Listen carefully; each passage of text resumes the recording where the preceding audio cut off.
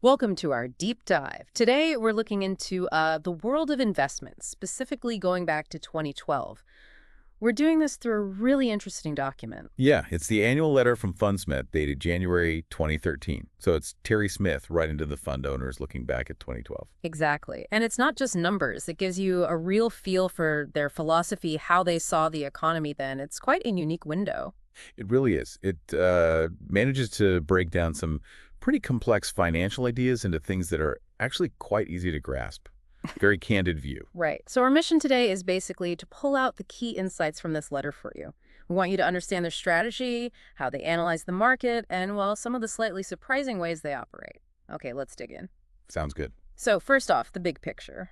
How did the Fundsmith Equity Fund actually do in 2012? Well, the fund was up 12.5%. Okay, decent. Yeah, and it did outperform its benchmark, the MSCI World Index, but only modestly, by about 1.1%. And here's where it gets interesting. You mentioned this earlier. The letter says they were actually surprised by this. Yes. Why surprise? Well, 2012 was, a strong year for what they call risk assets, stocks, that kind of thing. Right. And this strength wasn't necessarily driven by booming economies. It was largely down to central banks pumping liquidity into the system, QE, record low interest rates, that whole picture. And the letter's quite critical of that, isn't it? Saying this rising tide of liquidity floats all ships. Exactly. It lifts everything, including companies Fundsmith wouldn't dream of owning, like banks. Yeah, they point out the MSCI World Bank Index was up over 22% that year. Yet Fundsmith is very clear. They don't own banks, never will.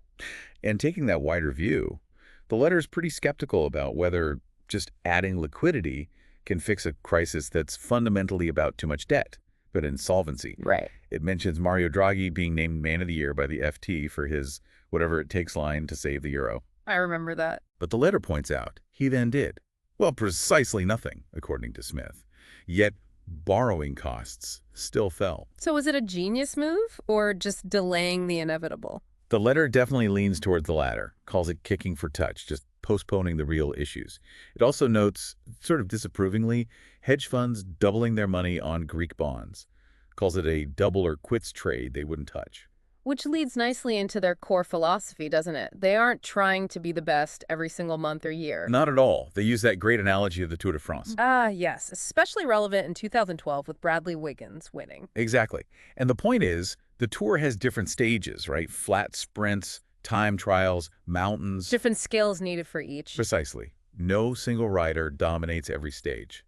And often, the overall winner doesn't even win an individual stage. So translating that to investing for you, the listener. Fundsmith is saying they aim to win the investment Tour de France for you.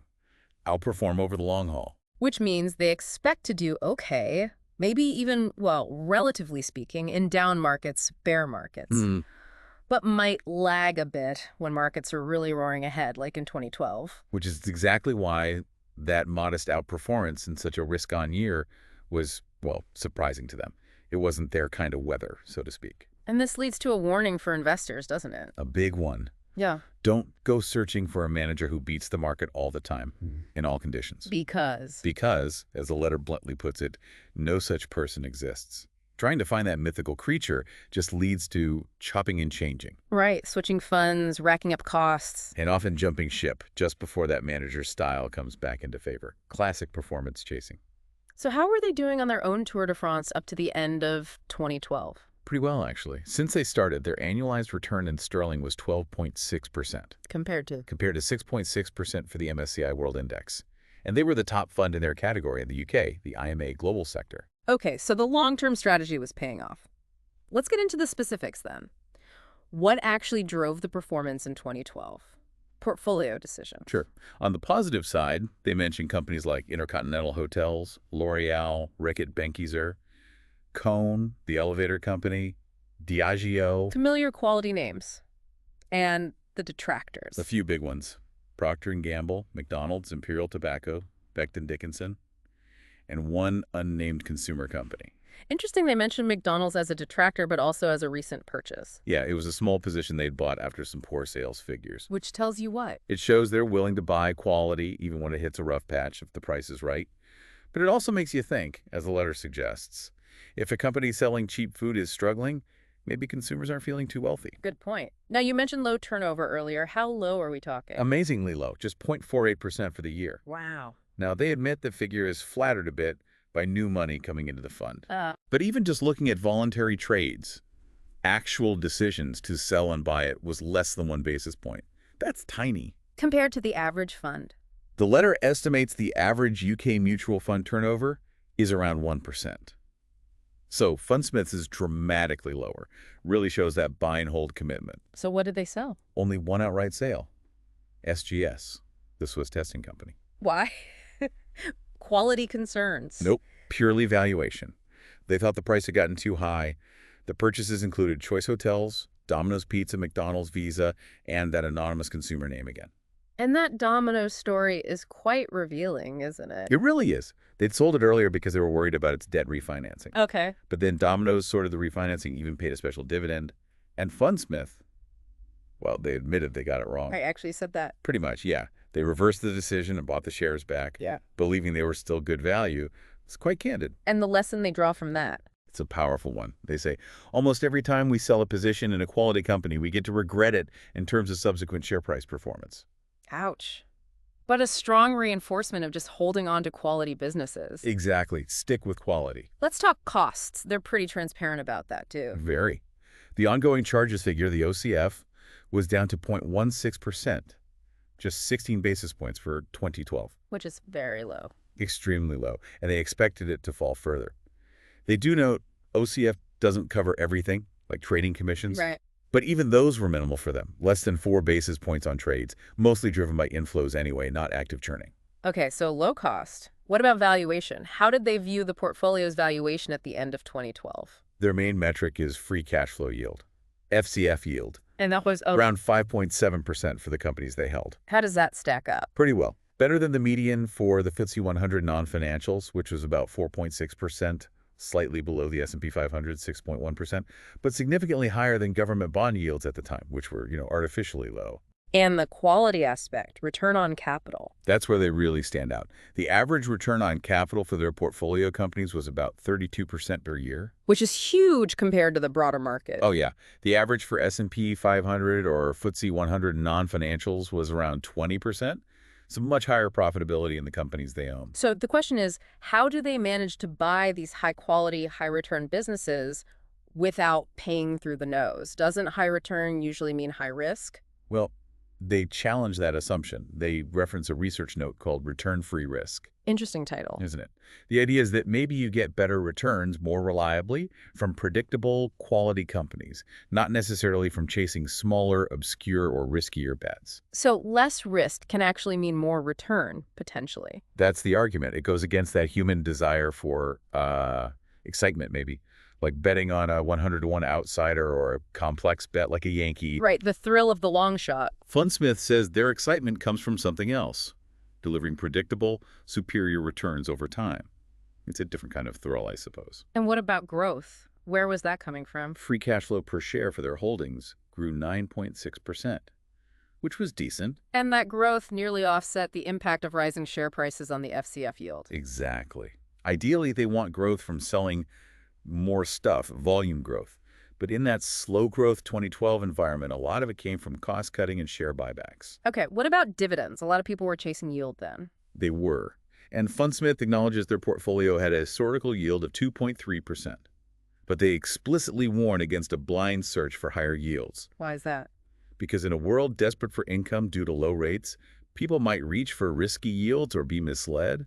They even criticize some income funds for applying charges to capital just to boost the stated yield number. Which isn't sustainable and potentially increases tax bills for investors. Right. So, to counter this, Fundsmith introduced a regular withdrawal facility. The idea was to help investors focus on total return capital growth plus dividends rather than just fixating on the dividend yield itself. Makes sense. Okay, shifting focus to their outlook for 2013 as seen from the start of that year. They predicted a groundhog year. Meaning? More of the same, basically. More EU summits, more whatever it takes promises, more Greece bailouts, more QE. It's trying to keep a sluggish economy going. But they also flagged something more fundamental changing, didn't they? Yes, a really crucial point about the mandates of central banks. How so? Pointing to the Fed, linking QE directly to unemployment targets.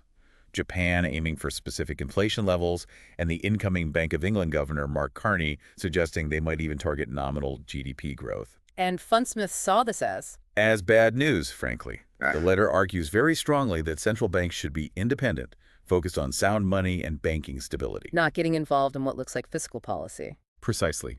Not funding government spending by effectively printing money.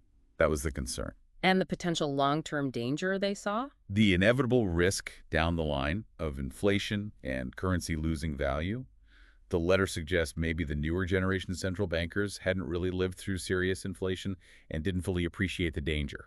The argument being that once inflation gets going, it's hard to stop at just 2% or whatever the target is. Exactly. And the tool to stop it raising interest rates sharply would be incredibly painful given the levels of debt in the system, a real blunt instrument.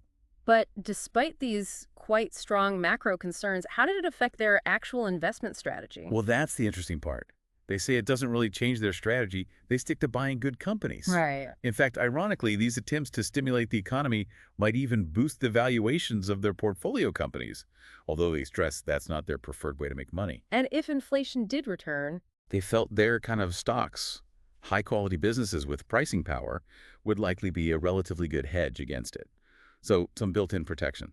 So wrapping this up, this deep dive into the 2012 letter really paints a picture of a very disciplined, very long-term approach. Absolutely. Focused on quality, value, and happy to ignore the market noise, even if it means looking out of step sometimes. A consistent message throughout.